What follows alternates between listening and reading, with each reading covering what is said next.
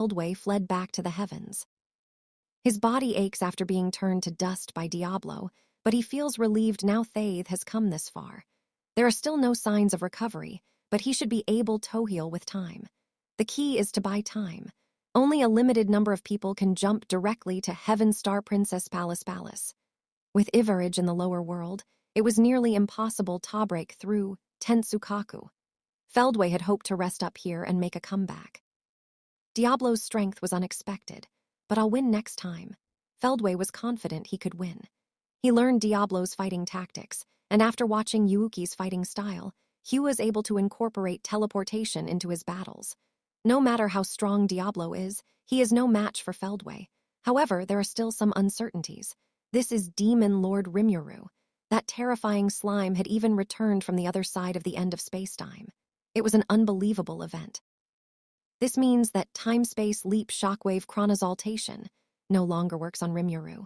TCH, it would have been better if we had perished at the end of time and space. Muttering this, Feldway walked along the ruined road, heading towards the throne. However, there was an unexpected customer there. Yo, you got beaten up pretty badly. Sitting lazily on the throne was Dino, who was supposed to be conquering Ramirez's labyrinth. Pico and Gracia are also there. Everyone was relaxing in chairs separate from the throne where Dino was sitting. If all three of them had returned, it could be that they had fled after conquering the labyrinth, or perhaps. It seems Vega lost. Is that why he ran away? When Feldway asked that, Dino shrugged. Look, there's no point in running away or anything. It's impossible. Even Zeranus, the insect, bug, demon, Ma, king, was defeated by Zijin. What? It was a shocking report.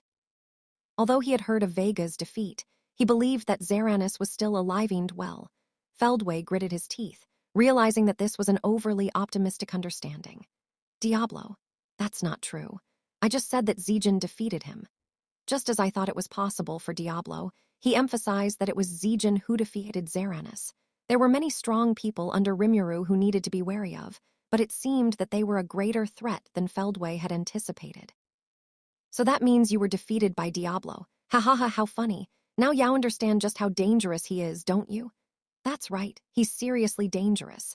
Zijin was also traumatized. To be honest, I don't know which one is worse. Diablo and Zijin. Rimuru is in charge of it all. This was an enemy that had to be defeated in order for Feldway to achieve his ambitions. There are still many other obstacles with Milim at the forefront. Where did I go wrong? I'll have to rethink my strategy depending on how much Ofa Rampage Evalage will cause. Dino spoke to Feldway, who was lost in thought. More importantly, and then Dino's mood changed. His usual nonchalant, calm, and collected attitude had become as sharp as a sharpened blade. At this point, Feldway suddenly began to notice something strange, but Dino's question distracted him. Holy relics that were carefully kept here have disappeared. Do you know anything about it? That's what Dino asked. What? That can't be true, Feldway thought. Feldway turns his back on the throne and begins to walk away. Beyond that is a door leading to the basement where the Siando is located. It boasts strength comparable to that of the Tensura and serves the role off-blocking intruders. However, it had been smashed to pieces, leaving the stairs completely visible. The saint's remains are enshrined in the Siando. It was something that should never have happened, leaving it so defenseless. After all, the holy remains were those of stellar King Dragon Veldanava and his beloved wife, Princess Lucia. Dino found it and placed it in the Ark of the Covenant, keeping it safe and secure. But it was a highly confidential matter that only a very few people knew about. By the way, the Ark of the Covenant is a coffin of Holy Spirit power and ice. It is an object equal to or greater than the one Ruminas used to seal Cronoa, and it was impossible for anyone who belonged to the demons to destroy it, or so it should have been. This place is safer than anywhere else in the world. That is an undeniable fact. That is why Feldway also kept his true form here. After all, Feldway helped create this place, taking extra precautions to ensure its safety. And yet, the door to the Siando was destroyed. Ivalage, Feldway asked without turning around to face Dino and the others who were following behind him. I can't think of anything else, Dino declared in a blatant manner. That's your fault, Feldway. If you hadn't removed the protection of the heavens, the stars, the palace, the sacred remains of the two people would never have been stolen. Just as Dino had pointed out, the Heaven Star Palace Palaskyu had been greatly vandalized. Even facilities that were difficult to destroy had been destroyed to the max. Naturally, Feldway had noticed as well, but he dismissed it as a minor matter. Hein tended to think about reviving the Heaven, Star, Palace, and Palace after. The base world was destroyed. However, the loss of the holy relics was an issue that could not be ignored. It was still permissible that Veldanava would lose the body he was meant to inhabit when he was revived. This was because a true dragon was an immortal being and could be revived even from nothing. However, the holy remains of Veldanava's beloved wife, Lucia, can never be recreated again. I won't be able to face Veldanava-sama when he is resurrected. That's what Feldway thought to himself. Believing that he had been abandoned by Veldanava and harboring deep-rooted resentment, Feldway had come to the extreme conclusion of destroying everything, but deep in his heart, he still longed for his master. Feldway's misfortune was that he didn't want to admit it to himself. Feldway sees the Ark of the Covenant, destroyed and in a pitiful state. Shit. Dino's story was true. It was no longer a place to pray for peace of mind. Damn Ivalage, you're doing whatever you want. No, that's not right. Dino wondered whether he should say anything. However, he thought it would be troublesome if he were to be refuted, so he kept his mouth shut. Instead, prioritize the things that need to be confirmed. Just to be clear, this place was safe until you took up residence in the main body, right? What? No, this was a place that only you or Velzard-sama could enter, and even we couldn't just come and go as we pleased, so I wondered if it was really okay Tosum that it was Ivalage's doing. What do you mean? Dino's words, which were unusually serious, had a hidden meaning. This concerns Feldway, and he gives it serious thought. Only he or Velzard could open the door leading to the Holy Hall. That's why he hadn't expected this place to be ransacked. Maybe you forgot to lock the door. Destroying a door is difficult, but if it's unlocked, it's a different story. The sacred protection won't work, so the strength will be reduced to a level that even Dino and his friends can break it. Be stupid. That's right. I also think that's not the case. Well, Dino would understand, but there's no way Feldway would make such a mistake. Gracia pointed this out sharply, but she gave in easily. Even Pico and Gracia couldn't believe that Feldway would make such a foolish mistake. Hey, Dino was the only one who seemed dissatisfied. However, Dino tried his best to return his expression to a serious one and spoke his next words. So, what is the possibility that Veldanava-sama has been revived? The reason Dino pointed out this possibility was because of the incident with Thedor. The door was thought to be impossible to destroy from the outside, but its structure made it vulnerable to impacts from the inside. This was because the protection only worked from the outside. Dino saw the traces of destruction on the door and thought it seemed like it had been blown off from the inside. Of course, it's possible that Ivalage broke the lock and entered, and then his power went out of control when he left. No, if he absorbed the holy relics inside, that's the more likely possibility, but still, no matter what. Dino could not deny the possibility of Veldanava's revival. This is by no means something to be happy about. There are still questions about the timing of the revival. From Dino's perspective, it was a guess he hoped would be wrong.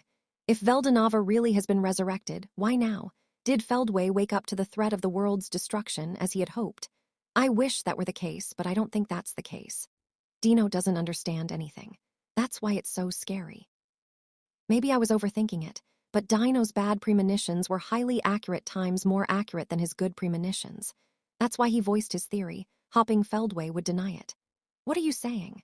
Well, this is just a possibility, but if the two of them were still stored when you returned to your main body, then they would have disappeared after that. That would be before the time when Ivalage's forces invaded Heaven Star Palace. What if they were revived during that time and returned to the base world? Feldway examines the possibilities Dino mentioned.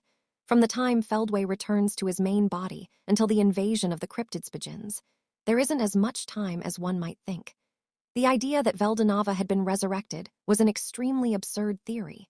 If that is true, then the question becomes why they don't make it public. Feldway, who is manipulating Milim, should be a target for Veldanava's purge. Even if his power wasn't at its best. No, is it possible that this is why he didn't show himself? Surely that couldn't be the case with Veldanava-sama. No way, Feldway concluded. That's impossible. Right, it's a good thing for Dino and a disappointment for Feldway, but it's a conclusion they both agree on. However, troublesome problems still remained. This is not just a possibility, but it looks like it will become a reality. Pico and Gracia pointed this out. That means, that's right. It's almost certain that Ivalage ate Lord Veldanava's holy remains. Dino nodded at this. That's right. There's a possibility that the already troublesome destruct world dragon. Ivarage has absorbed Veldanava-sama's power as well. Not just Veldanava's power, but Lucia's too. Dino understood the level of threat, so he didn't feel any eeriness. It was definitely dangerous, but he could think optimistically that it wasn't up to him total with it.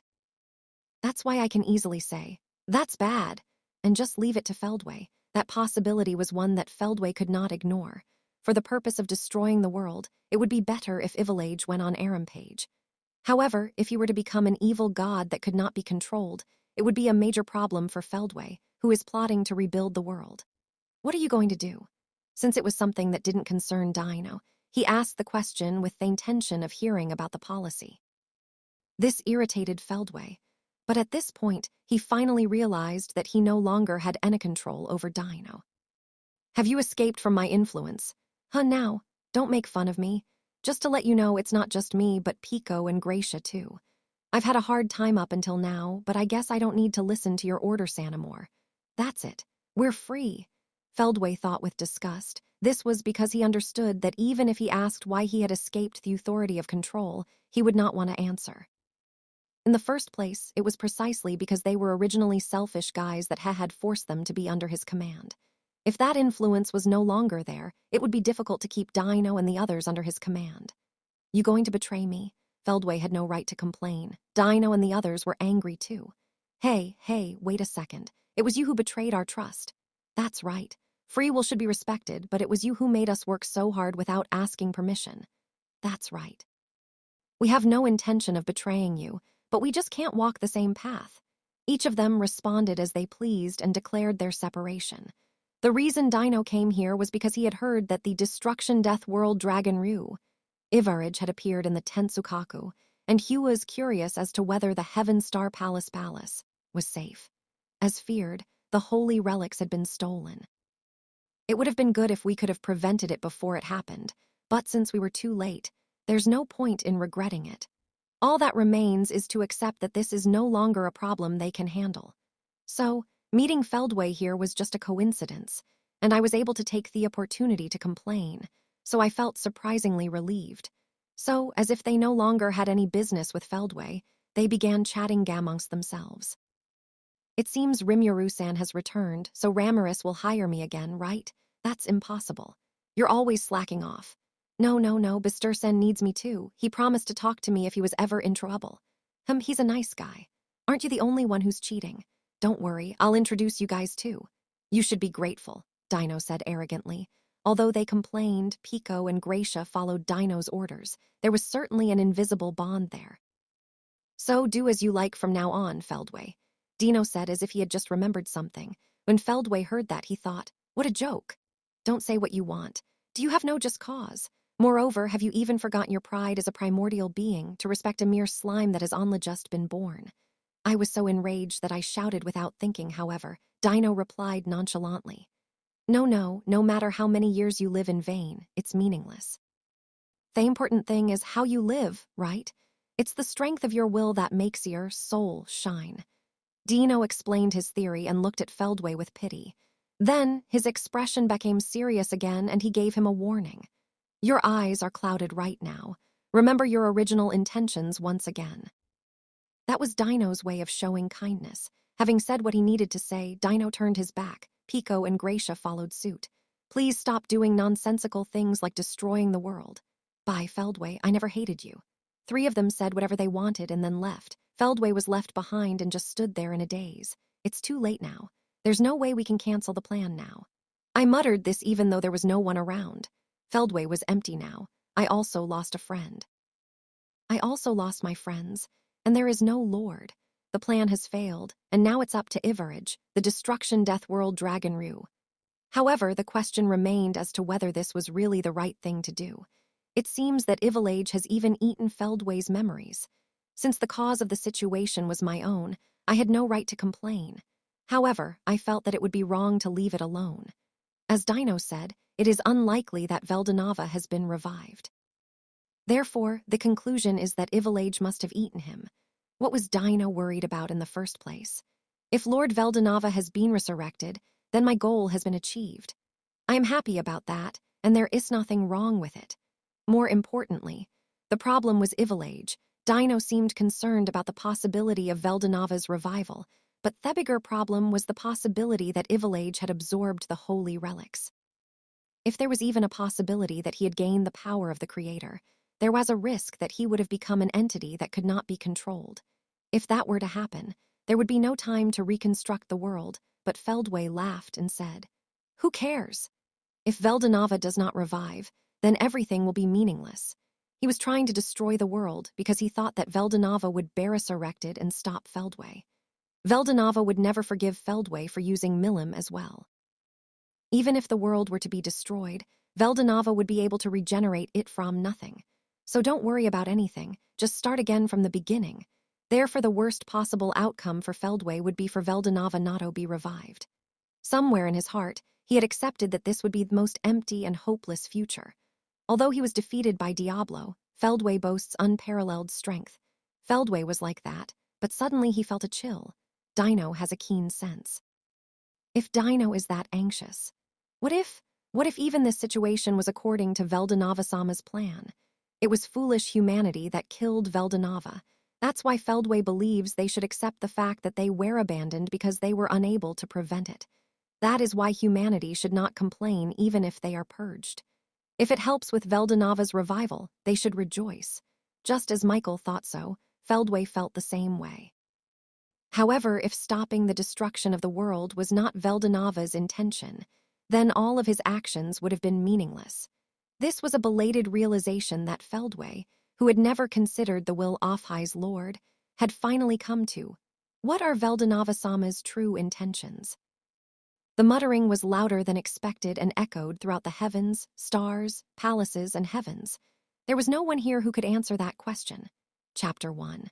Flowing tears Ruminas surveyed the battlefield. The survival of humanity depended on the outcome of this battle.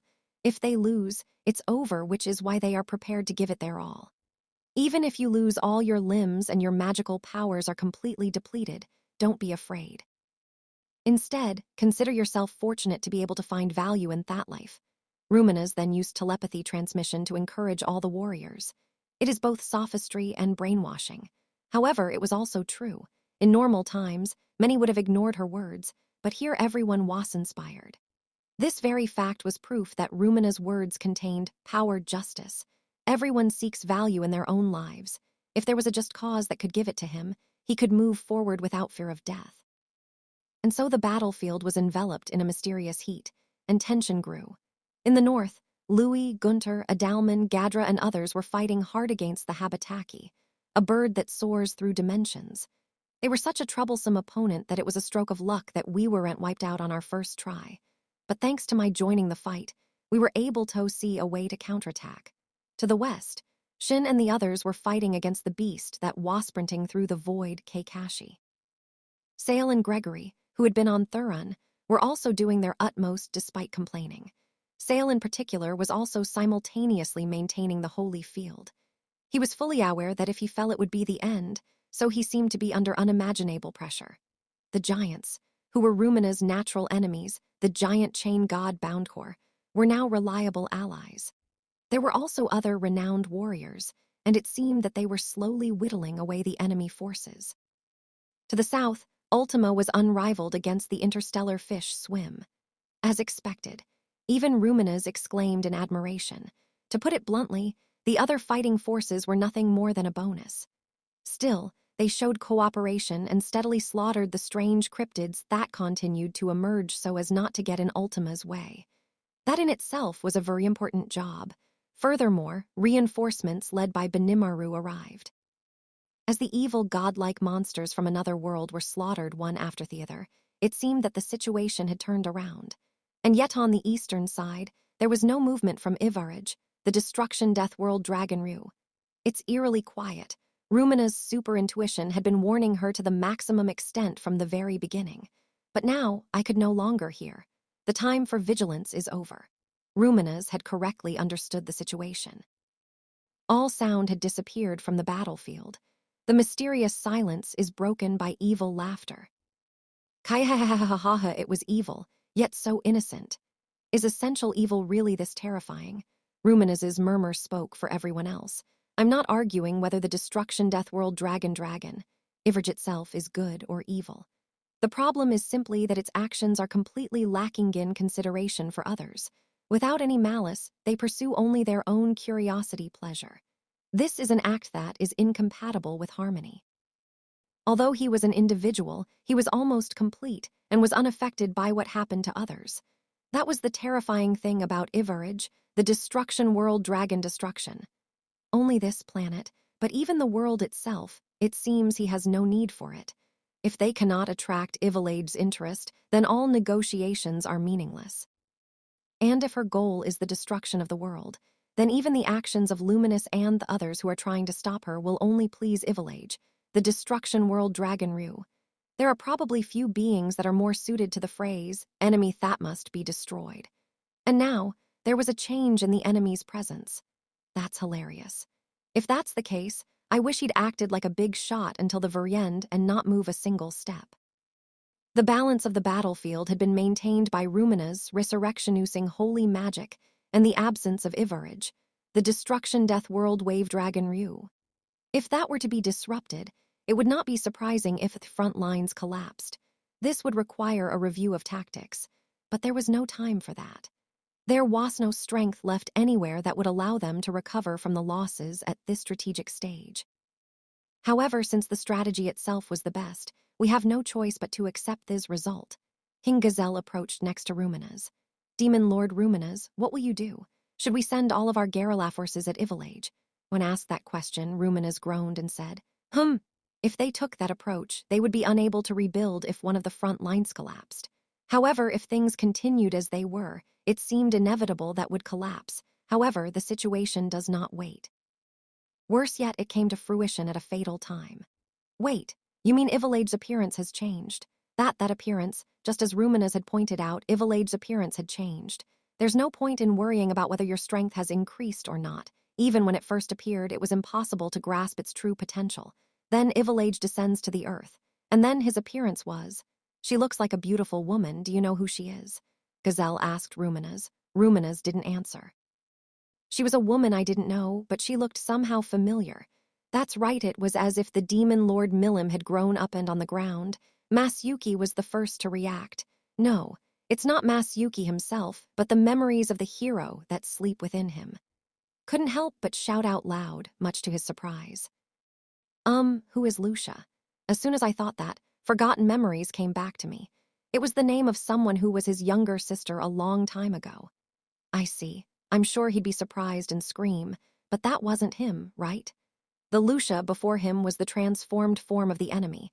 It seems like this is becoming quite a troublesome situation. Even Masyuki had a serious look on his face. And the situation becomes even more confusing. At the same time that Ivalage took on the form of Lucia, her 3 servants also completed their transformations. Has it really evolved, or is everyone just having a nightmare? Even Velgrind couldn't accurately decipher the upper limit of the power of those 3. It was no wonder that everyone thought it was unrealistic. That wasn't the only abnormality. Jahil's corpse, which had been left on the ground, had begun to move strangely. And finally, a mysterious presence that no one noticed was watching the chaotic battlefield from far above. Hee, my wife has come back to life. My daughter will be arriving soon. My family will be complete. I won't fail next time. I must be careful with my selection and only keep those who are worthy. That someone muttered. It was a cruel declaration. No one on Earth knew about this yet. Image Guy. And then there's Karara and Rain. These 3 people faced Velzard with Testeros's support. Guy is the main attacker, while Karara and Rain are the scouts. Velzard's rampage was truly a natural disaster. Velzard's true nature was revealed. It transformed into its strongest dragon form and rampaged wildly, dominating its surroundings. And yet, it was a beautiful sight. Its scales are deeper than white pearls and resemble jewels that captivate anyone who sees them. Those serene deep sea color, blue diamond, eyes now shine with gold, yellow as their true power is released. The spirit that leaks out is fierce. It emitted a brilliant, pure white glow, overwhelming the surrounding area with the majesty of an absolute ruler. Even though it is out of control, it is filled with a mysticism that captivates Ivrione. This was the true form of the undoubtedly strongest dragon species, the white-ice dragon. But still, there was no trace of fear on the faces of those facing this violence. This was because the good news of Rimyuru's return had been shared through Tensura. Guy was the first to react. I see. If that bastard comes back, tell him to come over here and help me. Even without you telling me, Rimuru-sama has his own ideas. We must bring Milim-sama back to her senses first, Tensura replied. No matter which battlefield you look at, it's a very close call. Tensura couldn't have asked them to prioritize themselves. Exactly. There is no mistake in my lord's judgment. Karara, who was concentrating on the attack, agreed with Tensura. She had no idea why Rimuru had gone missing, so she placed her absolute trust in him. However, Karara was aware of the situation here. Even after being turned into Anna's statue, her consciousness remained fixed on the battlefield. Therefore, he was able to aim and fire the god-destroying bullet judgment. Karara was a follower of Rimuru as usual, but here there was another person defending Rimuru. Guy-sama, we must not be impatient. If we can just buy some time, Rimuru-sama will surely arrive soon. So shouldn't we just focus on Velzard-sama to a certain extent so as not to get hurt? It's a suggestion that is typical of Rain, as you can almost hear the voiceover saying, "Come help me." Idea of making profits without overdoing it is obvious. And yet, there is some truth to it, which is troubling.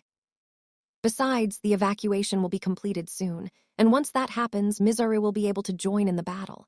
And Moss and Esprit too, Rain said nonchalantly. He even counted Tensura and Karara's subordinates as if they were his own subordinates. He's as good as ever, Guy thought, amazed but also impressed. If Velzard was in a rational state, there would be no point in adding a half-hearted force. However, now that she was out of control, it was a different story. If you are a capable person, it is possible to avoid being hit by Velzard's attacks. As long as you don't let your guard down, you won't die, so it is useful for they convoke, disturb, disorder Ran tactics. However, I was worried about whether it was really necessary to push myself that hard. Guy wanted to quickly bring Velzard back to her senses. However, his wish would not come true if he simply continued to attack. The first premise was that it was unknown what was going on inside Velzard. Unless they knew this, it was impossible to influence her from the outside. He knew the risks involved, but he needed to detach his astral body and dive into Velzard's inner self, allowing his heart to pass through. But if he did so in his current state, there was a high chance that his defenseless main body would be destroyed. It wasn't that Guy didn't trust Tensura and the others, but he was well aware of how dangerous Velzard was. As Rain said, one option would be to keep things as they are, but... Guy, I wonder if you can bring Velzard-sama back to her senses, Tensura asked while demonstrating her divine skill of using nothingness to counteract the fierce attack of the sanctified Velzard. Yeah, I can do that, but it's not possible while fighting like this. That was Guy's honest and true feelings. Hearing Guy's reply, Tensura thought that was probably true. Just like her, Guy was also using nothingness to deal with Velzard. It was frustrating that he had been able to copy the technique just by watching, but in this situation he was also reliable. If Guy said it was impossible, there was no room for doubting his words. In the first place, even Tensura had her hands full just controlling nothingness. At the same time, intervening in Velzard's rampage would have been nothing but a suicidal act for Tensura. I guess it would be best to ask Rimuru-sama for help after all. Tensura found it dishonorable that she had to rely solely on Rimuru. And even more than that, it was infuriating to her to no end that Rain, who seemed to have no idea what he was saying, thought that it was the best thing to do. I felt like sighing, but the sense of despair and uncertainty about the future had disappeared. Realizing this fact, Tensura gave a wry smile. Let's wait for Rimuru-sama. That the only option. Tensura and Guy decided on their course of action almost at the same time. Karara nodded in agreement. Agree. It seems my attacks don't work on Velzard-sama.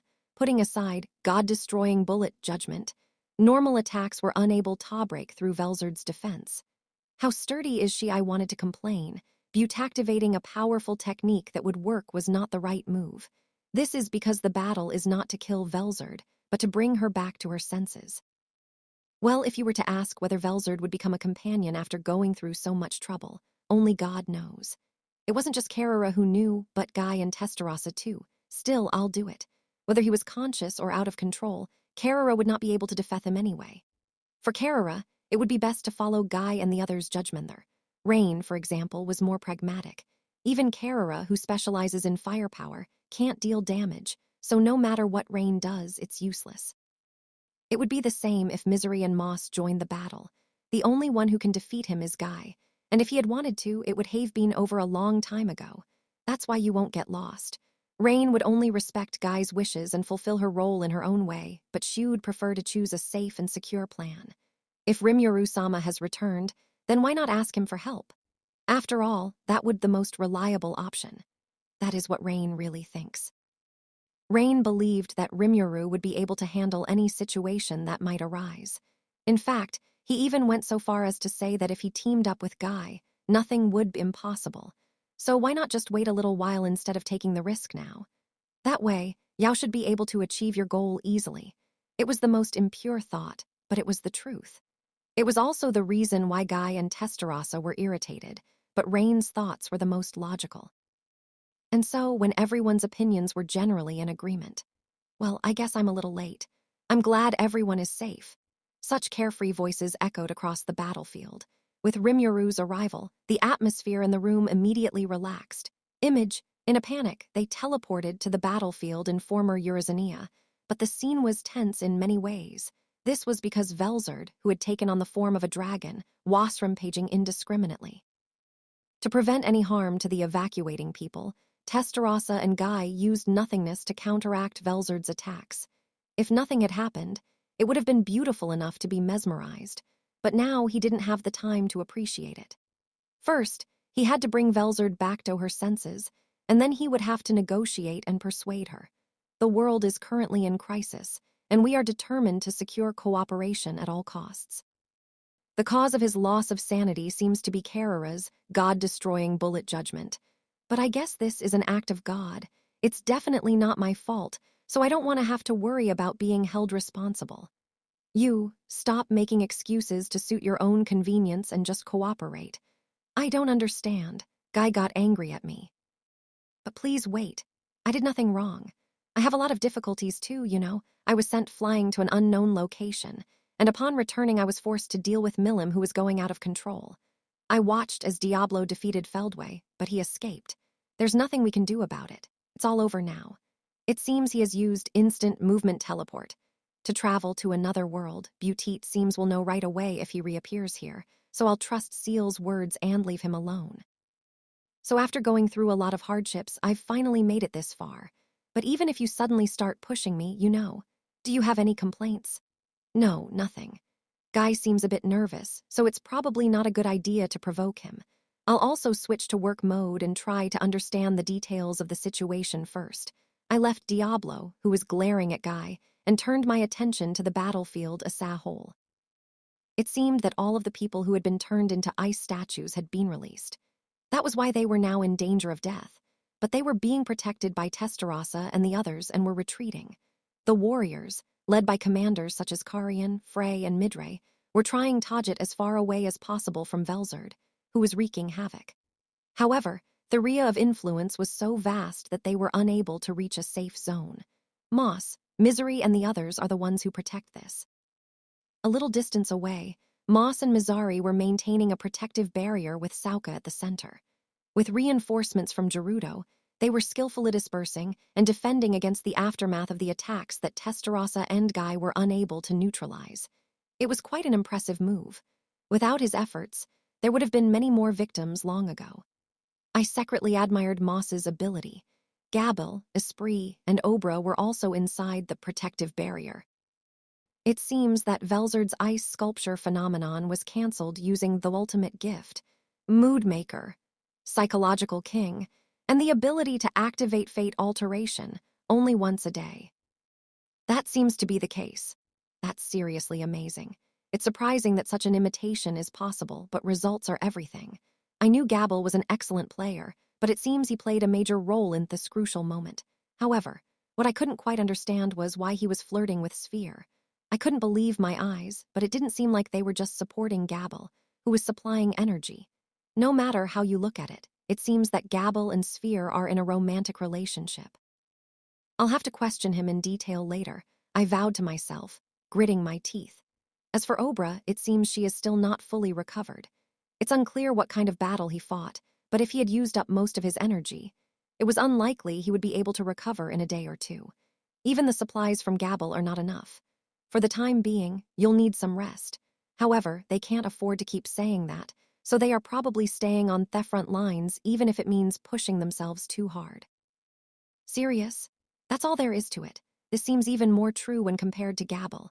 While working to recover her own magical powers, Obra never let her guard on when it came to her surroundings.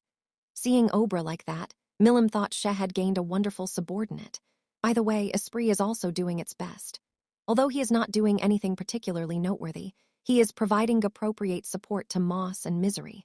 Despite her prickly, gal-like appearance, she has a surprisingly kind side. Well, I guess she thinks it's only natural to help Carrara, since she's working hard. In any case, the team maintaining the protective barrier seems to be fine. In this situation, what is the right thing to do? There was no need to worry. The best thing to do is to eliminate the weaknesses that are holding you back. To put it bluntly, the military forces concentrated in the former Eurasania are a hindrance. The opponent is just too bad, so there's no need to feel dishonored. On the contrary, I'm sure he'd be a great success somewhere else, so the policy was decided. I deploy my Dragon Ryu Spiritrehu Ha Kai Kai to envelop the battlefield. Not only Velzard's demon aura, but also Testarossa and Guy's nothingness. You bastard, what did you do? Guy said, trying to grab me by the collar while making up an excuse. I smoothly transformed into a slime and dodged Guy's hand. Why are you avoiding me? No, normally you would avoid it. I let myself fall freely and escaped from the air to the ground. Then, as if he had been waiting for me, I ended up in Diablo's. It's scary how used to it he is, just like Shin and Shuna. Well, that's fine. Give it to me. Q-fu-fu-fu-fu, you're kidding. Some reason, an argument broke out between Guy and Diablo. I quietly escaped to avoid getting caught up in the situation and quickly rectified it. As expected of you, Rimuru-sama. A soft, pleasant scent. He felt as if his whole body was being gently embraced, and he found himself being held in Testarossa's arms. That's great. It was a truly rare experience, and I'm very satisfied. Oops, this is not the time to say that. Unlike Gabble, I'm a man who can choose the time and place. So I got to work right away. First, I converted my dragon spirit Haki into Void Collapse instead of Testarossa and Guy's Void. This counteracting effect nullified Velzard Sadek, and the rest was a piece of cake. That's an excellent technique. I'm impressed, Testarossa said with an ecstatic expression. Guy, who had been arguing with Diablo, approached me with a disgusted look on his face. You sealed Velzard pretty easily. Even though he said that, I was surprised. I thought I could do it intuitively, but when I actually tried it, it was easy to succeed. Seal's support was a big factor, but it was also because my amount of Magicessence and energy had become incredibly large. With this, it seems like most problems can be solved even with brute force. Well, I don't. This time too, that's all I have to do. So, what were you planning to do from here? What? Don't you know everything? No, I just got here. There's no way I'd know. He had suddenly joined the battle without receiving any explanation. He must have wanted to do something about the out-of-control Velzard, but he hadn't come up with a way to do it. Your Carrara is the reason why Velzard turned out like that. Really? I tried to play dumb, but it was no use. That's true, but I think it was the right decision at the time. Of course. Before I knew it, Carrara was floating next to me, looking at me as if she wanted me to praise her. Should I give him a pat on the head to fulfill his request? But sadly, I was in a slime state at the moment, so trying to pet me would not look good. So I simply thanked him with a "you've worked hard." Carrara was also happy, so it seemed like this was the right decision. There's also Rain.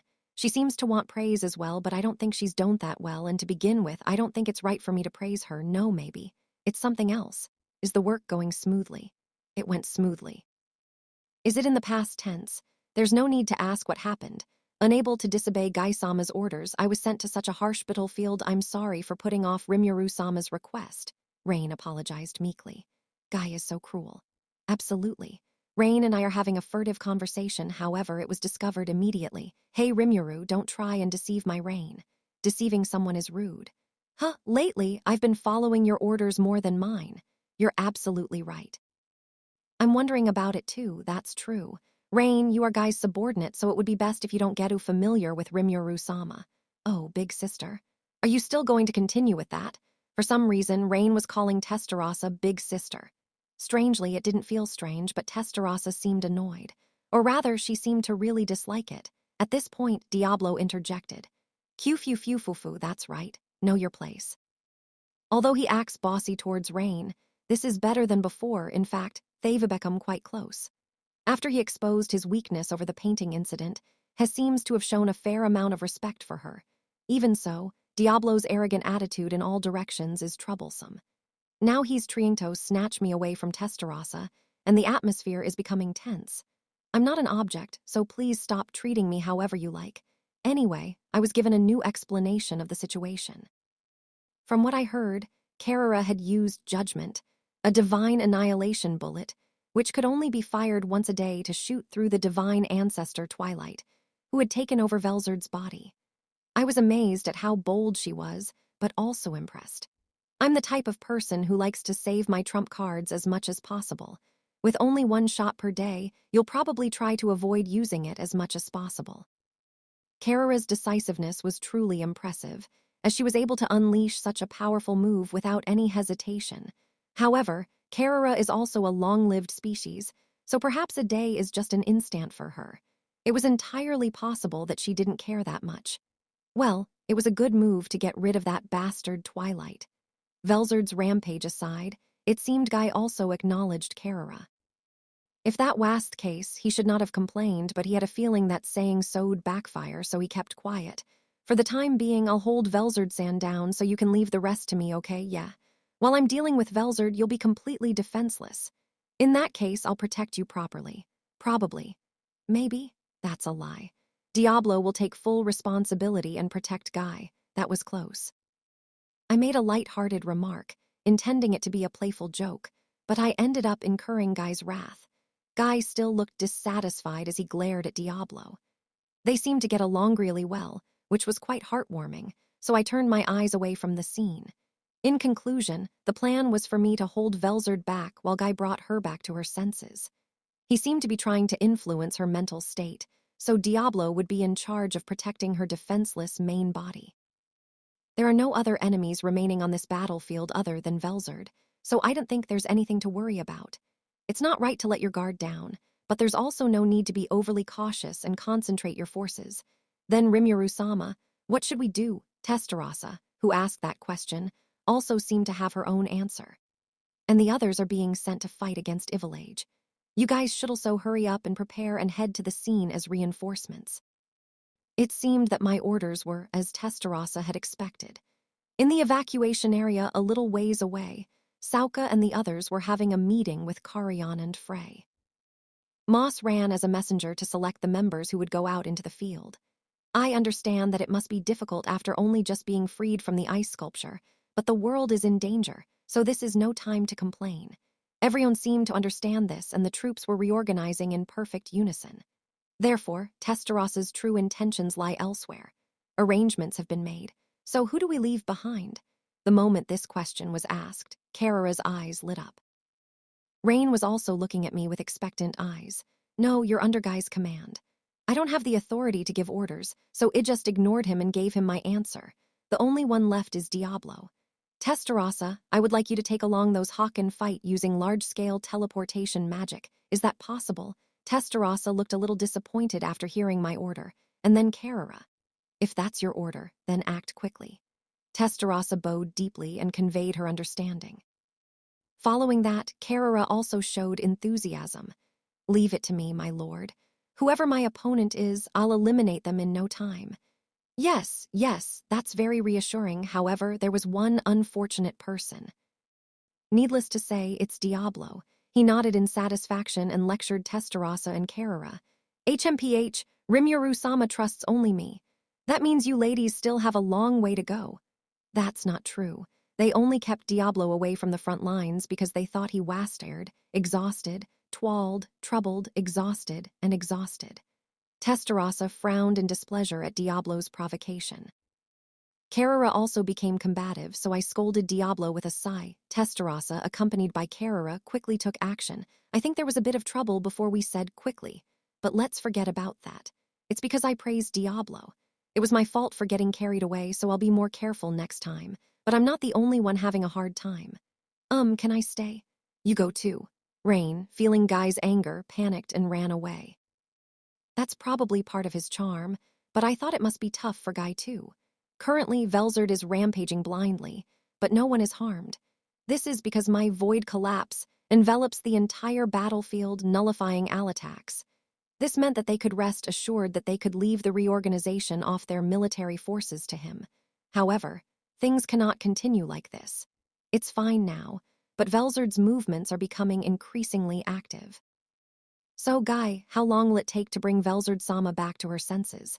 Hearing Diablo's question, Guy thought for a moment. I can't say for sure until I dive in, but it will probably take quite a while. Hearing that makes me uneasy. It's not just a few days or a week, right? I didn't doubt that he could be brought back to his senses, but the time it would take was an issue. With a battle for the fate of the world unfolding in Damargania, there was no time to waste here. Moreover, there were other things that concerned me. Even if Velzard were to return to her senses, it was unclear whether she would be an enemy or an ally. I'm confident that I can defeat her now, but that's my last resort. First, I want to talk to her, listen to Velzard's wishes, and find a compromise. However, the biggest problem was that they didn't seem to have the time for that. I hope they will cooperate voluntarily. What was the reason that Velzard sunsetted with Feldway in the first place? It's just a lover's quarrel. It's pointless. Seriously, that's not right. Guy seemed angry, so I decided to leave the jokes there. Guy said, well, even if it takes time, I don't think it will take even a day. It won't be done by now, but by someone specialized in calculations. Specializing in calculations? Yes, close quarters combat ability is greatly reduced, but calculation ability increases accordingly. I see, that's amazing. The key point here is that it doesn't make you weaker overall. By nature, the demon race is a race that specializes in magic, so they don't place much importance on close combat. Guy and Diablo are abnormal, but they are enormously strong even if they can only use magic, so I'm not worried about that. By the way, while I'm interfering with Velzard's mind, she won't be able to take any other actions. Don't expect me to back you up, okay? I thought so.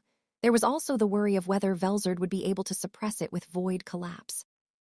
It wouldn't be a problem if it was just an emission-type technique, but it would be troublesome if she noticed us and launched a direct attack. Regardless of me, if they were to target a defenseless Guy or Diablo who was in an extreme condition, there was no guarantee that they would be safe. It seemed I had no choice but to do something before that happened. I will capture Velzard. Meanwhile, Diablo was protecting the unconscious Guy. Okay, let's go with this strategy. No problem. Yeah. Well then, let's get started. As soon as he said that, Guy's appearance changed. A stunning redhead beauty. Wow, I've really become a woman. Of course. Rimuru-sama, if that's what you wish, I can. Okay, let's begin the operation. Because I blurted out something unnecessary, Diablo was about to start saying something funny weird again. We won't let that happen. Before Diablo could finish what he was saying, I gave the signal to start. Guy decided to trust Rimuru. Therefore, after a long time, he began the ritual of state change and completed it in an instant. Although Guy had become a beautiful red-haired woman, his physical abilities were poor. His defenses were also weakened, but that did not mean that his overall strength was reduced.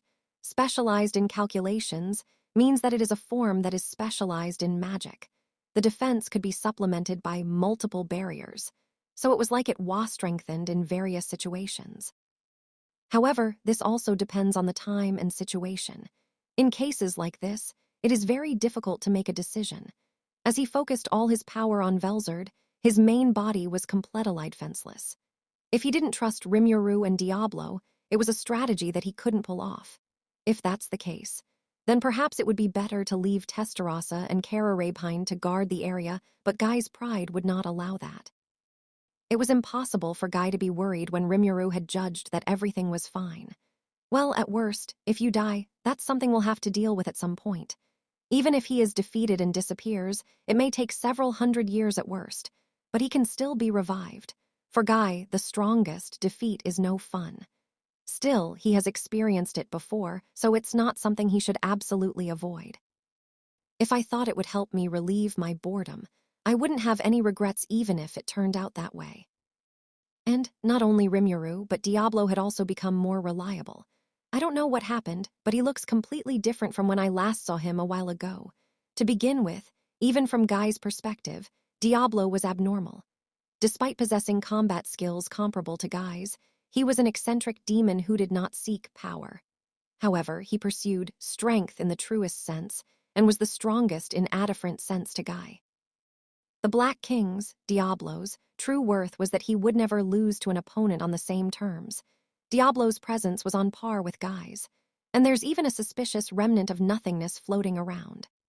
Could easily see through his opponent's strength, but now that he waspicialized in calculations, he had an almost perfect grasp of Diablo's abilities.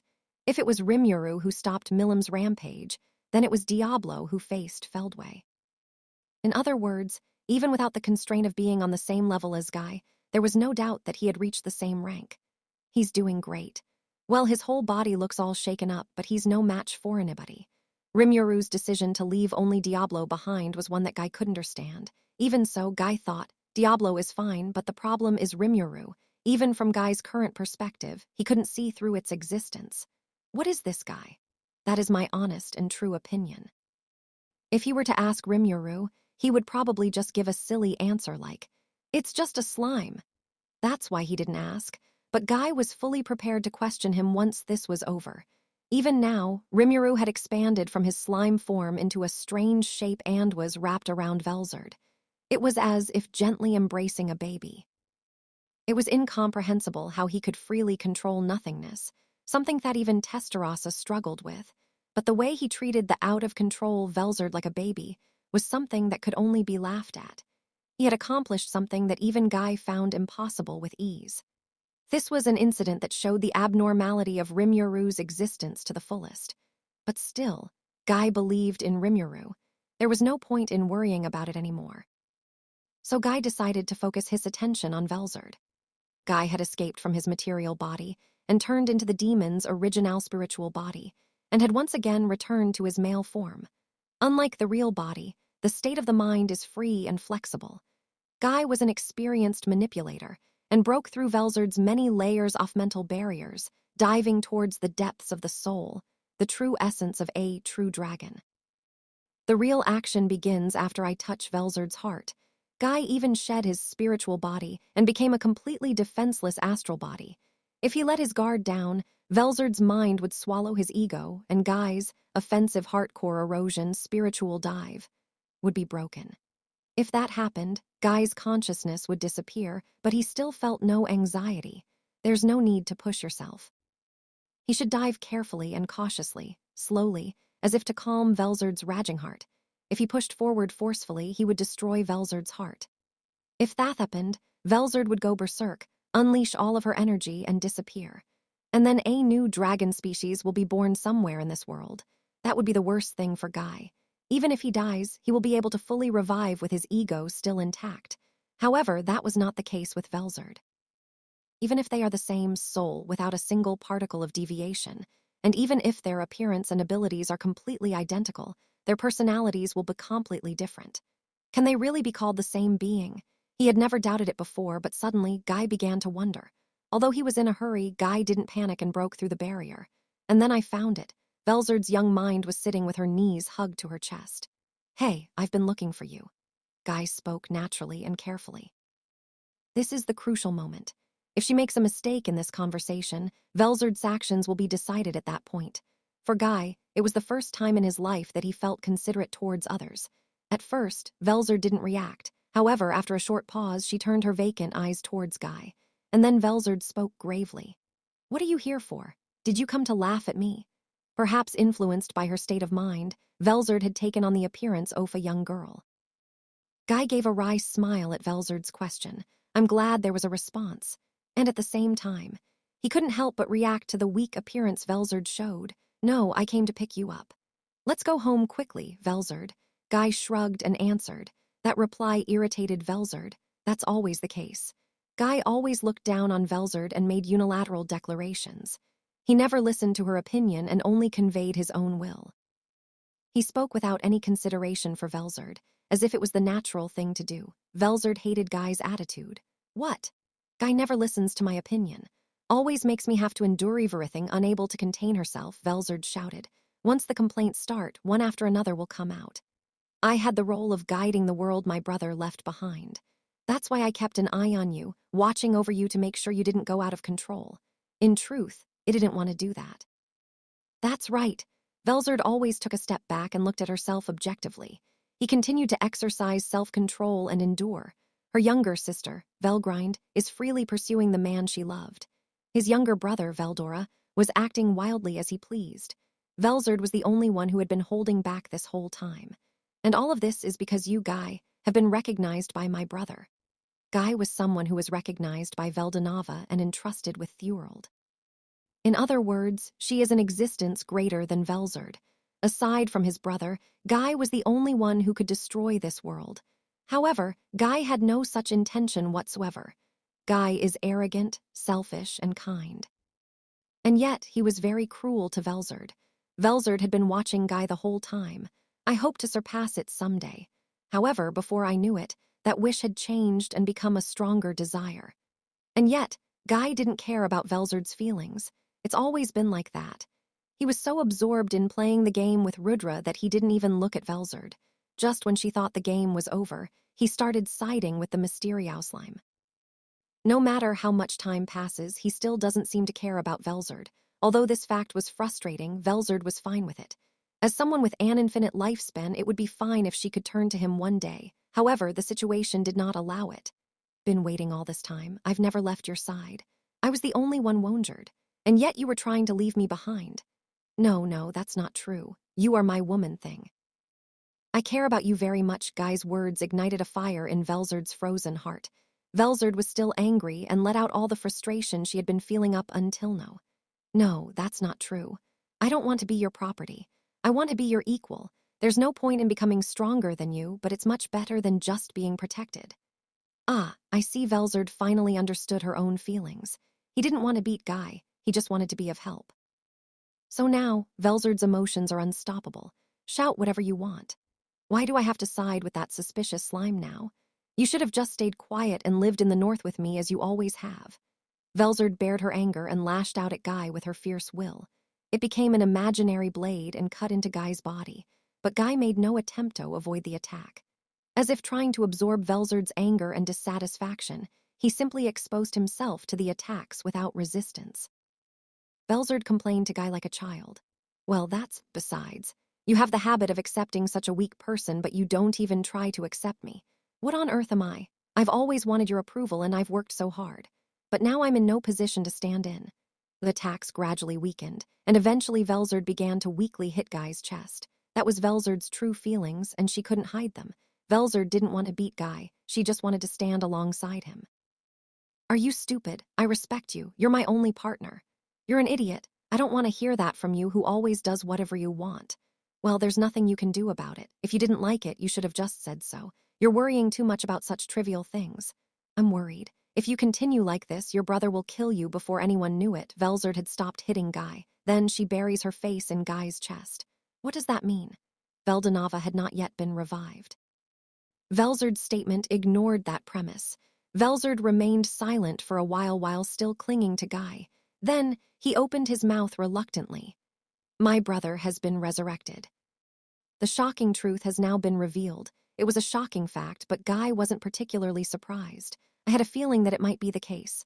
Although there were no signs of recovery, I had a premonition. When did that guy come back to life? Maybe, a long time ago. Velzard spoke with a deep thought, to which Guy replied casually, I see. Hearing this reply, Velzard became enraged once again. Even if you go against my brother, there's no way you can win. If you're going Tobe killed by my brother anyway, I'd rather make it easy for you myself. Even Velzard knew that it was impossible, but she couldn't resist. I would never forgive someone for killing Guy. If it was Veldanava, there was no guarantee that he would be able to be revived. If that was going to happen, I would have rather killed him with my own hands. That way, at the very least, Guy will be able to revive. However, Guy didn't care about Velzard's feelings. This is why Velzard thought that it was typical of Guy. It was a long time ago that I lost to Veldanava, you know. I'll win next time. You called me an idiot, but you're much more foolish. There's no way you could win. Velzard clung to Guy's chest and looked up at him. I might not be able to do it alone, so please cooperate with me. You will fight alongside me, right, Velzard? What? Velzard was speechless. Guy's arrogance was so extreme, and then those words sounded so typical of Guy. So Velzard confronted Guy with her true feelings. Hate you. I really, really, really, really hate you. I hate you, hate you, hate you, hate you. I hate you so much that I can't help it, and yet I love you. Velzard confessed with all her heart. Guy's response to that was simple. Yeah, I knew that. That was just a simple statement, as if to say it was nothing. Velzard could only be stunned by this. How arrogant, to the point of being annoying, right? That's proof that I am me. If this is the case, I'll just have to worry about it alone, and it'll make me look stupid. Beautiful droplets of water flowed down Velzard's pale cheeks. It was as if her frozen heart was beginning to thaw. Yeah, I think so too. You should deny it and comfort me, right? Why? It's just too much hassle. Anyway, Velzard, quickly regain control of your body and return to your senses. Even now, Velzard is still raging in the material world. Rimuru will probably do something about it, but this is no time for long conversations. As always, you're not being nice to me. Really. You're my partner after all. I don't have to worry about you. You're like family, right? Partner. Family. Family. Velzard's face, which was buried in Guy's chest, turned bright red in an instant. Velzard hastily jumped away from Guy. It doesn't mean what I had hoped it would mean. I thought it was different. Because Guy is kind. Was just trying to convince himself. Guy remained calm without noticing Velzard's agitation. That wrong. We've been together forever. In human terms, we're what you'd call a husband and wife. Couple. Guy's hatefully arrogant voice resonated in Velzard's mind. Even though he had never even confessed his love to her, Guy had skipped all steps and decided to become husband and wife, leaving Velzard at a loss for words. But I don't feel bad about it. Guy and his wife. Just by savoring those words, Velzard's heart felt warm. It seems like it would be difficult to cool down flushed cheeks even with the cold air that freezes everything. Hey, don't just stand there like an idiot and come back quickly. Guy said this without any consideration for Velzard's feelings. Urged again, Velzard could only give a wry smile. Although he was a little disappointed with Guy's attitude, he was relieved that Hugh was acting as usual. It's just business as usual now. Yeah, that's true. I really am such an idiot. Really. But you know, I don't dislike that about you. Velzard laughed softly at Guy's words. There was no longer a young Velzard there. She had returned to her original self, a beautiful and graceful woman with a smile that seemed to clear her worries. This was proof that all doubt had vanished from Velzard's mind. A strong light of reason had returned to his eyes. With a shy smile that everyone could admire, Velzard quietly muttered, I'm home to Guy. Velzard, now a beautiful woman, turned to Guy and asked him with a serious face. You sure? Are you really going to go against your brother?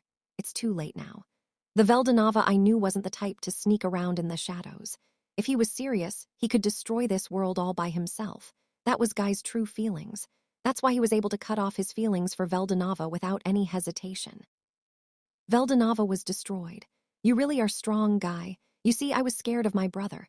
After he was resurrected, he slept in the Heaven Star Palace to recover his strength. He stayed in the innermost chamber, which only Feldway and I could enter all the time. I woke up just recently. It Veldanava's will that we not stop that bastard Feldway. Yes, that's right. My brother wanted the world to be destroyed. That's why I tried to save him by freezing you. That was the truth for Velzard. He couldn't defy Veldanava. That's why he thought he should take advantage off the plan and keep Guy and as many others as possible alive, so that they can live again in a new world. Now that that option is gone, it's all or nothing. Either defeat Veldanava or be completely destroyed and reborn from scratch. Talk to me. Fufu, is that what you said? Well, yeah. Guy has complicated feelings towards Veldanava. Although they hadn't seen each other for thousands of years, the fond memories had not faded. No, that's why he couldn't forgive Veldanava for what Velzard was saying. He wouldn't do something so sneaky as this. That was the conclusion Guy had reached. It was at this exact moment that Guy recognized Veldanava as an enemy. Velzard also changed her focus. I understand. I have made up my mind. However, my brother will soon find about my betrayal. Since he possessed the authority given to him by Veldanava, Velzard's movements were completely transparent. Even before that, it was impossible for him to even enter the arena with the power he borrowed from his enemy. Guy also noticed this and pondered. Unlike my prideful king, Lucifer, Velzard's patience king, Gabriel, is a pure authority created by Veldanava. Leaving it as it is would be bad considering the future. Since we are going against Veldanava, we must win. To do this, we must take all possible measures and eliminate any elements that could become weaknesses as much as possible. At the very least, we must take this opportunity to settle any powers we have borrowed from those we perceive, act, or become our enemies. Your authority isn't just king of patience, Gabriel, is it? Yes, that's right. I'm sure you can see through this, but thanks to the fact that I had acquired the ultimate ability, ultimate skill, Leviathan Envious King, it was able to escape Michael's ultimate dominion, Archangel's rule. Velzard explained her authority to Guy. By utilizing two opposing ultimate abilities, ultimate skills, he had deceived Feldway and the others. So, does that bastard Feldway not even notice Veldanava's resurrection? That's right. For some reason, my brother hid the fact that he had been resurrected. I thought he intended to keep quiet until he regained his powers. Butit seems he had another motive. I don't know what that is, though, Velzard replied. Feldway is a pathetic bastard. I wonder. It's so different from before, maybe we'd be happier if we never met. It really that bad? Yes. Dragons are immortal, but their egos change when they are reborn. Their memories have been inherited, but he is not the brother you know. Velzard declared. I see, Guy nodded. If that's the case, I'll beat you up without any hesitation. Exactly do you plan to do? I'll think about that later, but first I need to do something about your authority. As usual, Guy was acting on impulse. Because she is the strongest in a bad way, there is no need to think about things too hard. Despite this bad habit, Velzard has a track record of being able to do anything up until now, so she can't complain. That's why I get pushed around so much.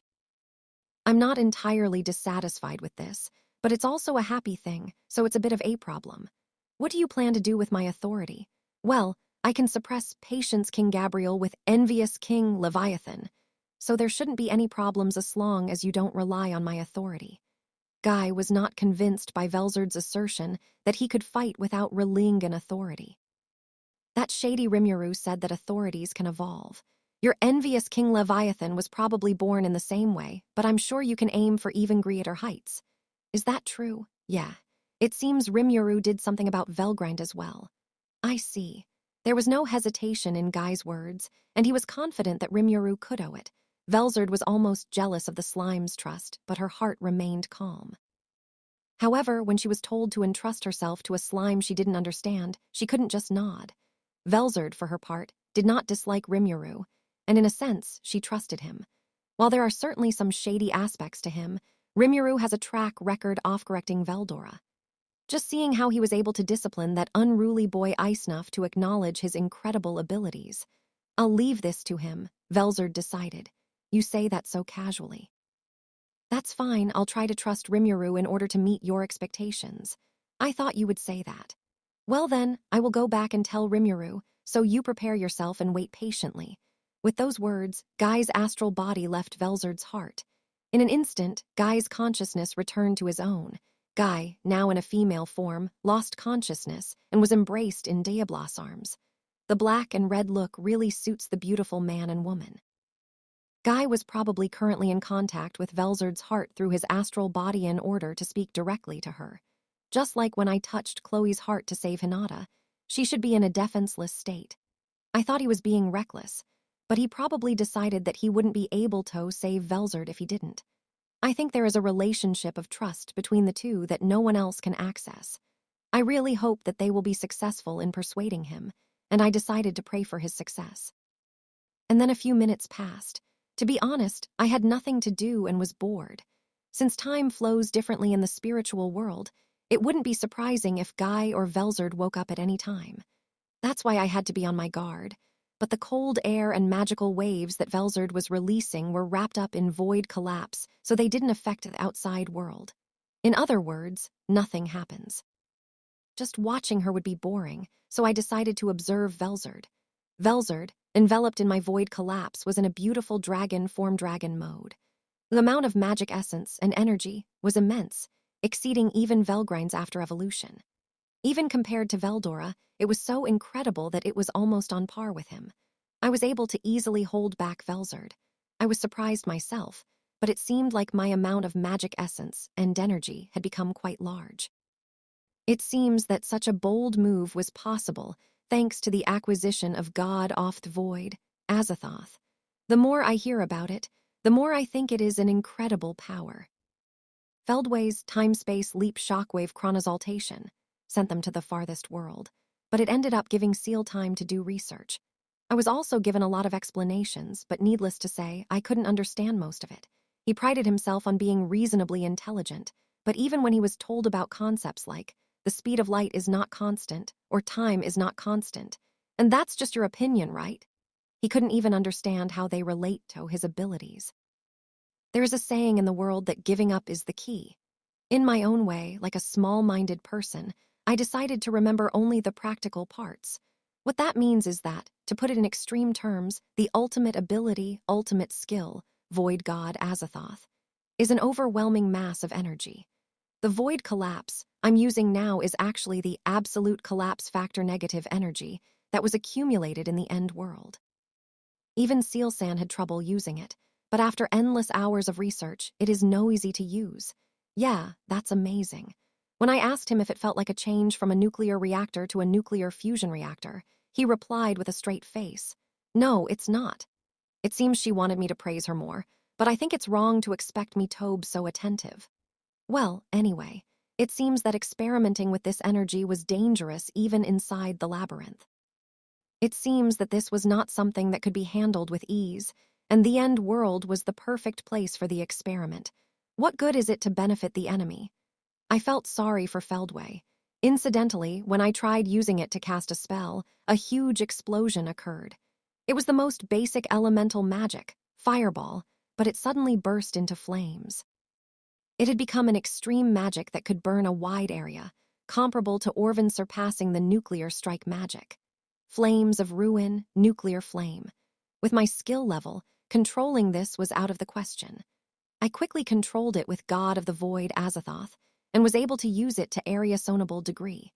Because it was a far-flung world, no catastrophe occurred, but such a danger-rouse experiment could not be carried out in the base world. From now on, we would have to rely on God of the Void Azathoth, but I didn't think that would be a problem. Compared to that, Diablo is amazing.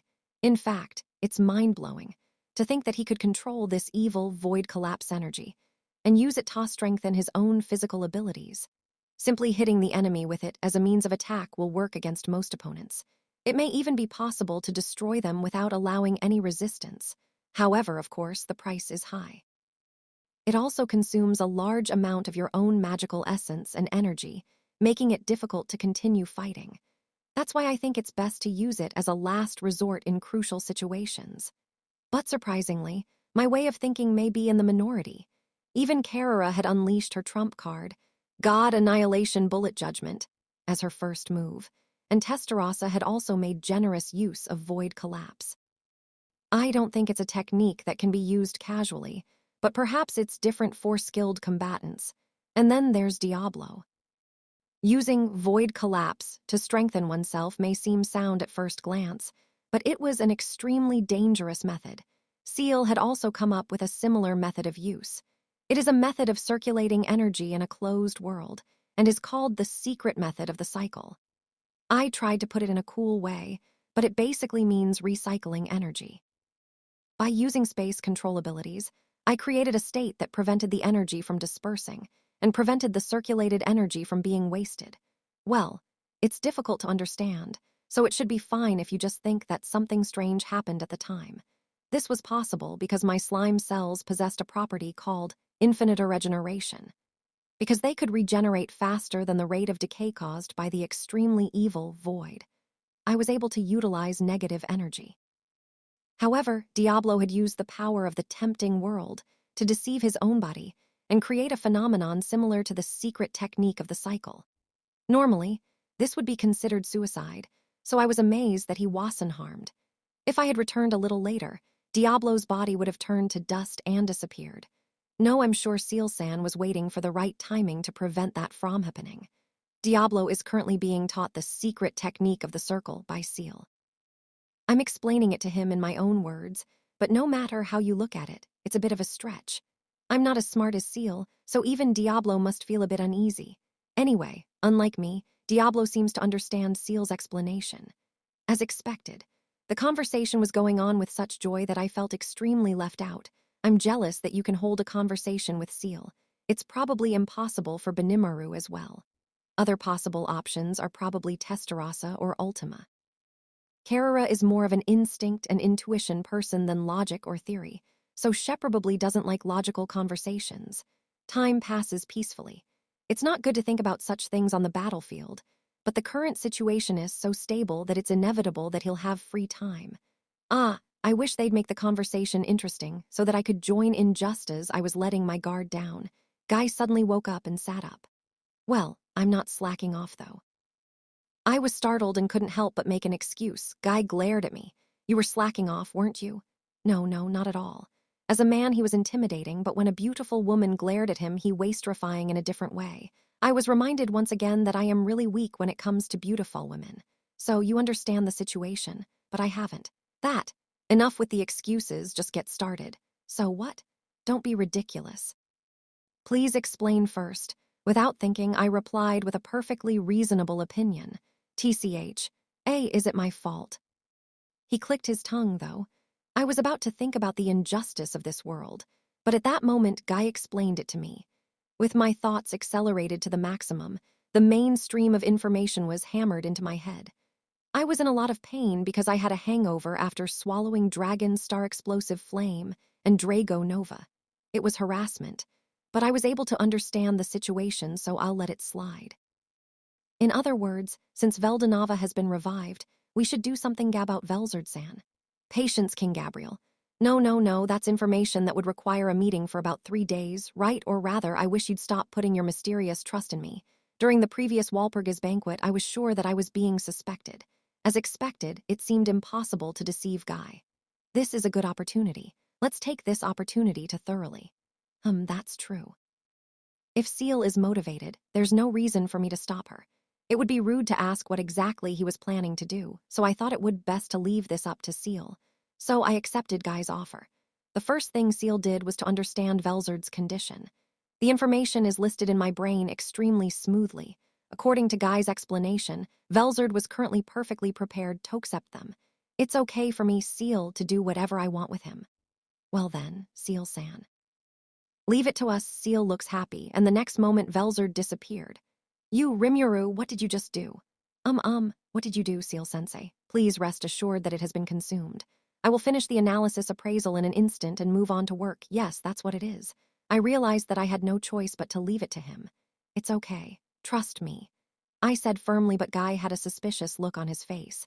Diablo then approached Guy with an unpleasant look on his face. That is disrespectful to Rimuru-sama. Shut up. Unlike you, I'm not that devoted to him. How deplorable. This is why there is no hope for the ignorant and unenlightened. Shut up. That's right, Diablo. Stop saying unnecessary things. I'm happy that he's backing me up, but in Diablo's case, it's going too far. I quickly intervened, not wanting to upset Guy any further, to put Guy at ease. I decided to have him visualize the work situation. Following my command, Seal-san made a large water droplet appear in midair. It was a thin membrane made from my slime cells, and inside it was Velzard curled up in the fetal position. Wonderful. Guy and Diablo stopped arguing and were captivated by the sight. It was good that they had calmed down, but I wondered why I had to intervene. While all this was going on, the ability modification alteration has been successfully completed. Ultimate ability, ultimate skill. King of Patience Gabriel and King of Jealousy Leviathan have been combined, evolving into ultimate ability, ultimate skills. King of the Ice God Cthulhu. This was the report that Seal-san had sent me. Already? I thought, but then Seal happily added another piece of information. Of course, all the information has been collected. I guess so, I nodded, my eyes fixed on the distance. Image Velzard was shocked. The feeling of being gently embraced gave me a sense of relief for the first time in me life. Velzard was aware that this was the effect of being devoured by Rimuru. But there is no need to worry. Velzard calmed her mind and faced her inner self. He interacts with the ultimate ability, ultimate skill. Gabriel, King of Patience bestowed upon him by his brother, and the authority that embodies his own desire, ultimate ability, ultimate skill. Leviathan, king of jealousy. In this way, it was easy to seek out a synergistic effect from the powers, or conversely, to cancel out their influence on oneself. However, no matter how you look at it, the evolution of authority that guy Dionysus impossible to achieve. In the first place, messing with the authority that my brother created to derive the perfect law is an idea that could shake the very foundations of this world. I don't think it will succeed. That was Velzard's true feelings. Still, wanting to meet Guy's expectations, Velzard decided to try her best. Following Velzard's change in consciousness, the ultimate abilities, ultimate skills engraved in her soul began to fight with each other, trying to gain control over each other. As Velzard commanded ultimate ability, ultimate skill, envious King Leviathan bit into Patience King Gabriel. However, Patience King Gabriel was as sturdy as expected and stubbornly showed no sign of changing. As I thought, it's impossible. The battle in Velzard's spiritual world was at a stalemate. It looked like it would fall into a stalemate, but it is a wise decision to entrust everything to me. I will now begin interfering with your authority. Is that okay? A mysterious voice echoed in Velzard's heart. I instinctively tried to react, but no sound came out. It was so unrealistic that we were too late in grasping the situation. Is this the help from Rimuru that Guy was talking about? It seems a bit different Tohad I imagined. It was very similar to the language of the world, established by Veldanava. However, I instinctively realized that they were completely different things. After calming down and thinking about it, Velzard guessed the true identity of the voice. She realized that it was probably Amana's, just like Twilight, who had been parasitizing Velzard. However, it is difficult to say for sure whether it is Rimuru or not. After all, even Guy had a hard time speaking to Velzard directly. The only being who could do that without difficulty was an information life form, digital nature like Twilight. Does this mean that Rimuru has turned into a wisdom core Manas? There's something strange about that. If Guy's words were to be believed, Rimuru should have agreed to cooperate. That's why it was hard to imagine anyone other than Rimuru contacting him at this time. Although Rimuru is a suspicious slime, he should not be a wisdom core or Manas. Or perhaps he has reached a similar level of existence. Velzard couldn't make a judgment. That's why I asked the question. Are you Rimuru, HMPH? I'll leave that to your imagination. But more importantly, I demand an immediate response.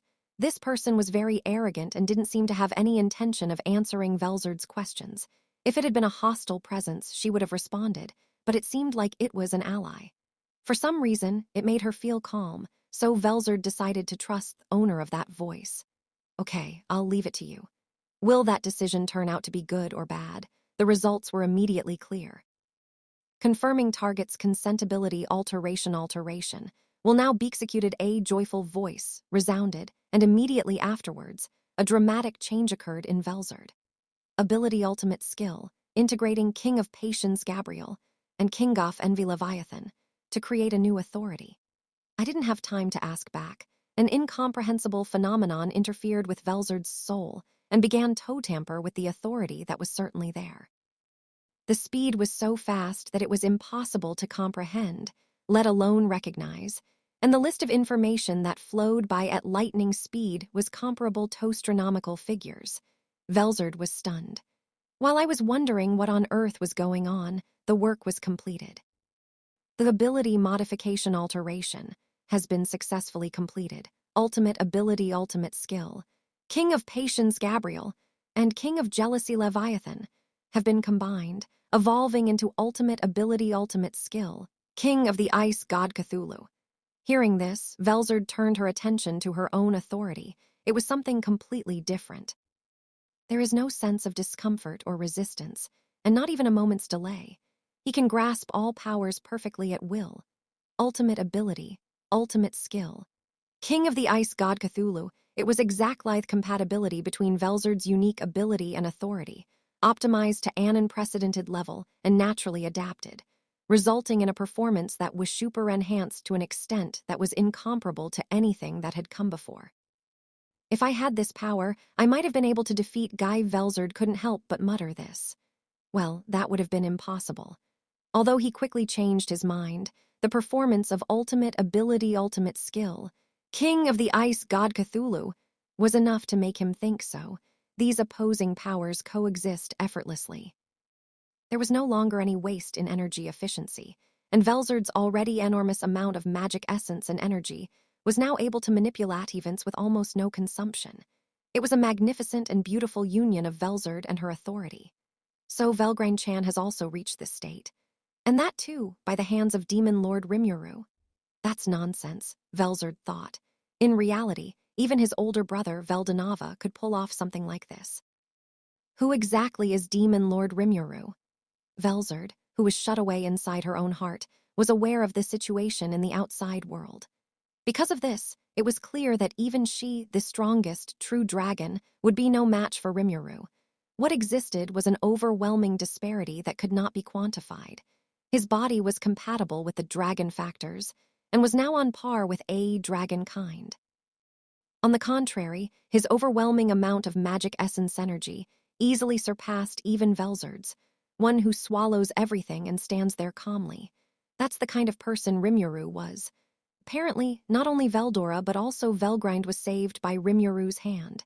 Is it possible for such a person to exist? No, it's possible. As long as it exists in reality, there's no doubt about it. But however, no matter how you look at it, it's impossible to say that it was just a Uniqua monster that was born, by chance, from the pool of magical energy leaking out of Veldora. Velzard's thoughts returned to her original question: who exactly is Rimuru? Velzard felt as if she was being reborn. The efficiency has visibly improved, and it feels like the absolute amount of Magi's essence, energy, has increased. He's in top form, even though he just had a big fight with Guy. All of these were changes brought about by Rimuru. I can't believe it. There's no way anyone could do something like this now. Even me brother, she was still bound by the curse of her brother, Veldanava. Veldanava had regained his strength, and they are plotting something, and the world is heading towards destruction. Velzard had no way or means to resist, but that was just a while ago. Right now, her mind was caught in a whirlpool of deep thoughts. Maybe, yes, maybe. A light of hope lit up in Velzard's heart. Alone and alone, he watched his brother awaken from the heavens. He was present at that moment and witnessed Veldanava's transformation with his own eyes. Touched by this despair, Velzard gave up on everything and tried to place her hopes in the new world. But maybe we can actually stop him. That's what he thought after seeing Rimuru's power.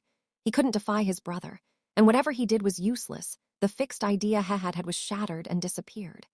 It was a thought he had never even imagined before, but he came to the realization that maybe he could defeat his brother. The despair that Velzard had been holding and broke into pieces more easily Thanglas. Although I had summoned the Destruction Death World Dragon Ryu, Ivarage, into this world, it seemed like something could still be done. If Guy and I cooperated now, there would be no enemies in this world. Not to mention Rimuru is there too. It's still too early to give up on the world. That's what Velzard naturally. Guy's expression as he watched over Velzard showed some impatience. Although it was something he had suggested himself, he was somewhat worried about whether it was a good idea to let Rimuru use Velzard's ability modification alteration. He was certain that Rimuru would be able to do it. The basis for this is the existence of strong people living in the demon country. For Guy, it only took a blink of an eye, but he had grown enough to notice it. No, that's evolution. As a living being, it had made a great leap into another dimension of existence. And even the dragon species were no exception. Veldora had followed Rimuru's words. Even the solitary Velgrind had undergone a major change in her state of being. I don't know what happened, but Veldora and Velgrind's powers had been refined to the finest standards. The only possible cause of this was Rimuru's presence, and now this was being proven right before my eyes. Velzard was changing rapidly, not the appearance but the inner self. I mean, what is this? This isn't just about modifying abilities. Guy was shocked. To begin with, tinkering with abilities and skills is extremely difficult, and it was a feat that only Guy could accomplish. A long, long time ago, when I fought Veldanava, Guy witnessed that power. Unlike magic, this technique to manipulate the laws of the world was extremely simplified, and yet the effect was enormous. Guy could also manipulate magic and rewrite the laws. However, rewriting with skills had an effect on a different level than magic. In the case of magic, the most that can be done is to create one phenomenon. By combining multiple phenomena, complex effects can be achieved. Even someone like Guy, who could manipulate magic at will, had to follow the set procedures. However, there is a problem. The skill, Veldanava's authority, made it possible to rewrite multiple such events at the same time. If he had set it up like that from the beginning, he could exert Ainfect that was greater than magic without even thinking about it. That's why the mechanism was so difficult to understand. It was only because of Guy that he was able to understand and recreate this. The first thing he obtained was the unique skill Pride. It was not an authority that was passed down to him by Veldanava, but one that he had created himself. The reason he was able to do such an imitation was because Guy possessed extraordinary level of calculation ability. Even so, he could only imitate what he had seen once. Guy's training level has improved to the point where he can understand any authority at a glance. Through his battle with Velzard, he has become more familiar with the authority and has succeeded in evolving it into the ultimate ability, ultimate skill, prideful King Lucifer. However, that was the limit. Imitating, reproducing, that was all Guy was allowed to do. However, with Guy's combat sense, that alone would be enough to make him the strongest. It would have been impossible for anyone other than God to create from scratched power to interfere with world events. Guy drifted in a sea of thoughts as he delved deeper into the phenomenon unfolding before his eyes. Guy could disassemble and reconstruct any authority he saw, customizing it to make it easier to use and use for himself. He could also activate multiple different types of authority at the same time, but that was only possible if the skill's usage restrictions and resources were loose. The reason why Guy appears to be wielding numerous authorities is because High's activating them one after the other with unparalleled skill, switching between them without any time lag.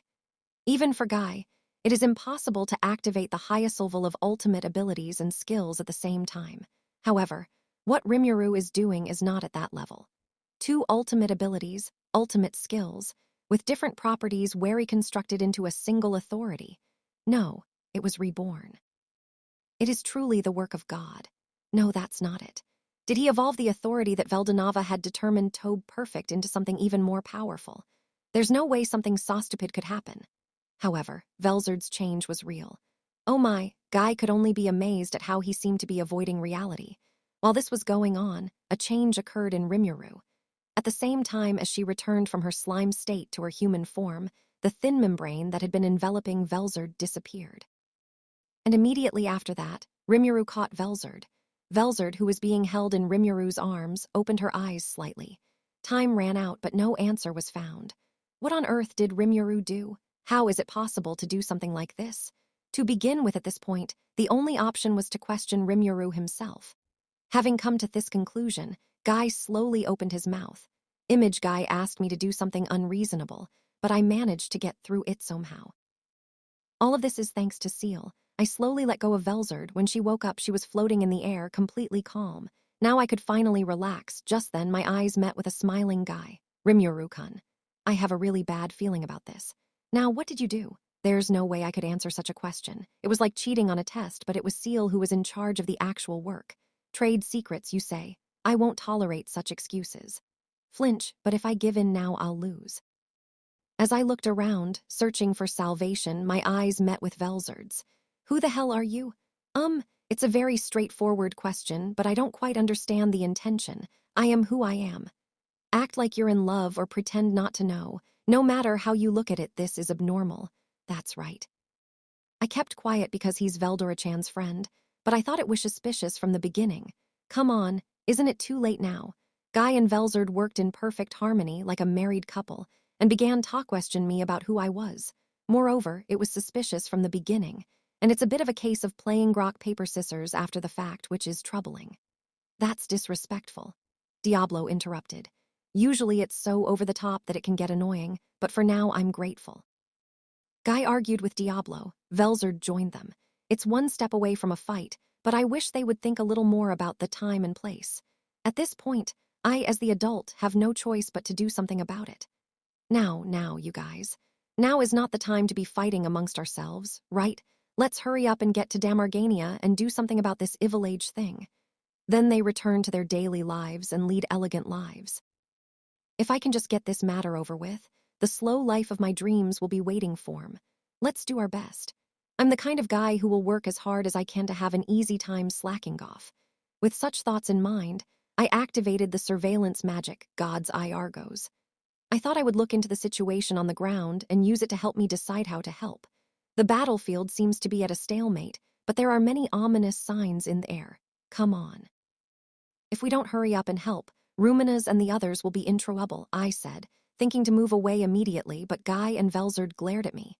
What a carefree guy. The contrary, it's amazing because it makes me feel like you can rely on me. It may not be praised, but I think the tide has turned in a positive direction. Or rather, am I the only one who's worried about Ruminas and the others? As I panicked after seeing the scene on the screen, Guy called a halt.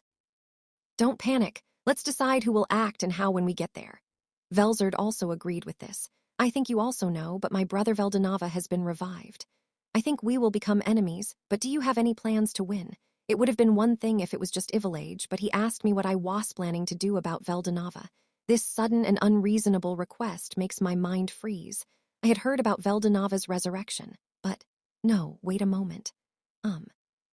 That's something we should all worry about together, right? This point is really important. I don't want you to push everything onto me. Didn't you hear what I said? I heard about it. But I didn't think it was something I could handle on my own. When I replied, Guy clicked his tongue. No, I'm not the one at fault. Sharing information is important in order to get everyone involved, so we must ask for a proper explanation here. Well, I'll explain. After saying that, Volzad explained. He said, recently, Voldanova, who had been asleep, had woken up. Voldanova is that one. Rut. Voldera is the eldest son of the dragon species siblings, and is like the creator of Th's world, Rut and Mullum's father.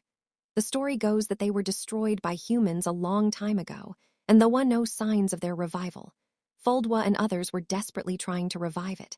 However, it seems that his resurrection was long ago and he had been in Hubkainutpun to regain his strength. What was going on? My head was starting to get confused. Are we sure they're the Anima? Mubba, it seems that Volzad was ordered by Voldanova to leave the large gate leading to Tunsakaka open. As a result, the Dustruct Pundathwald Dragonria, Avalage appeared in the Axis world. At this point, we must also consider Voldanova an enemy, Volzad spoke gravely. Unlike before, he seemed unapproachable. It seemed like he wanted to Dustratha's world and then resurrect it. See, it was a big problem. If you head to the battlefield without any preparation, you're in big trouble. Even Doubla had a Saria.